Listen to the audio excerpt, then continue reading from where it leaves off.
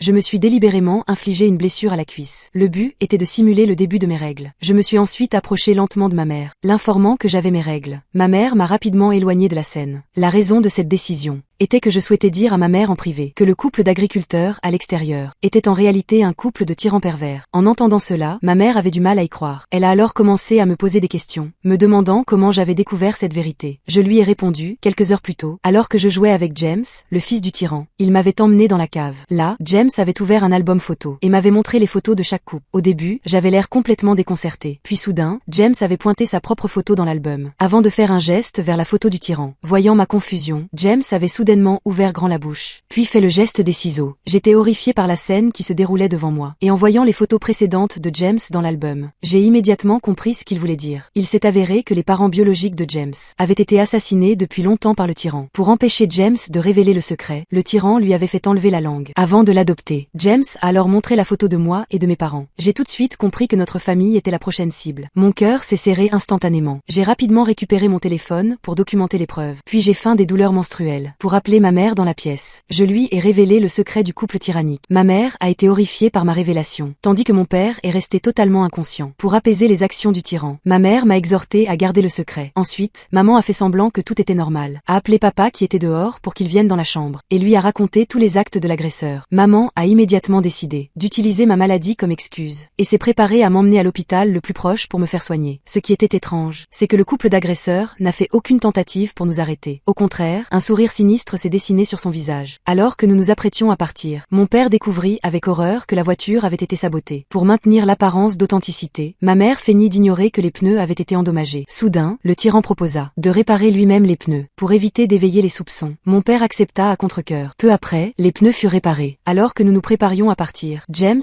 et moi nous sommes embrassés, et je lui ai murmuré « Tu seras bientôt sauvé ». Puis, sous le regard attentif du tyran, nous avons quitté cet endroit infernal. Soudain, j'ai été témoin d'une scène horrible. Le tyran avait jeté James directement dans la rivière, et nous regardait maintenant avec une expression sauvage.